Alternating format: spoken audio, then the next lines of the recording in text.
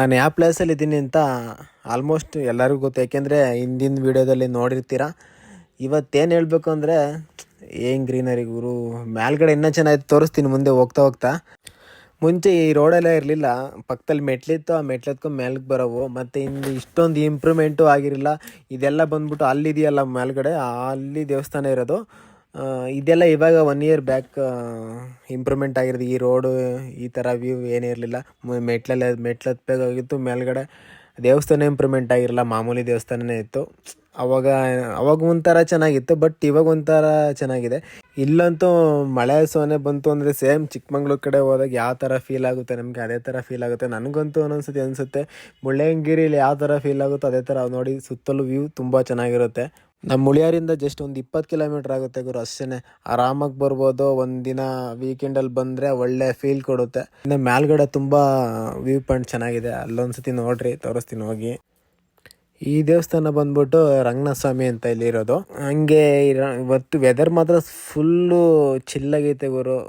Sunday ಬಂದರೆ ತುಂಬ ಚೆನ್ನಾಗಿರುತ್ತೆ, ಒಳ್ಳೆ ಎಂಜಾಯ್ ಮಾಡ್ಕೊಂಡು ಹೋಗ್ಬೋದು. ವಿಡಿಯೋ ಫುಲ್ ನೋಡ್ತೀನಿ ಅಂದರೆ ಯೂಟ್ಯೂಬಲ್ಲಿ ಹೋಗಿ ಓಪನ್ ಮಾಡಿ RX ಪ್ರಿನ್ಸ್ ಸುಳಿಯೋರು ಅಂತ ಚಾನಲ್ ನೇಮ್. ಸುತ್ತ ವ್ಯೂ ಪಾಯಿಂಟ್ ಇದು, ಮಧ್ಯದಲ್ಲಿ ದೇವಸ್ಥಾನ ಇದೆ, ಸೂಪರಾಗಿರುತ್ತೆ ನೋಡೋಕ್ಕೆ.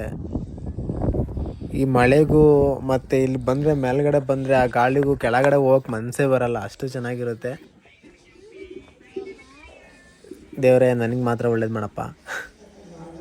ನೋಡ್ರಿ ಇದೇ ದೇವಸ್ಥಾನ.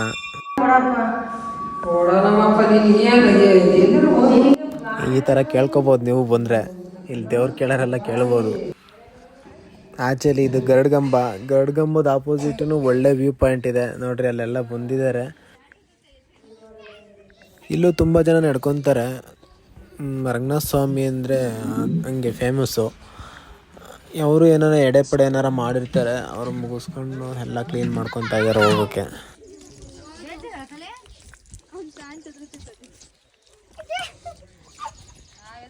ಇಲ್ಲಿ ಮುಂಚೆ ಎಲ್ಲ ಇದೇ ಥರ ಇರಲಿಲ್ಲ, ಇವಾಗ ಈ ಥರ ಎಲ್ಲ ಇಂಪ್ರೂವ್ಮೆಂಟ್ ಆಗಿರೋದು ಚೆನ್ನಾಗಿ ಮಾಡಿದ್ದಾರೆ. ಮತ್ತು ವ್ಯೂ ಪಾಯಿಂಟು ಚೆನ್ನಾಗಿರೋದ್ರಿಂದ, ಮತ್ತು ವೆದರು ಆ ಥರ ಇರುತ್ತೆ ಇಲ್ಲಿ.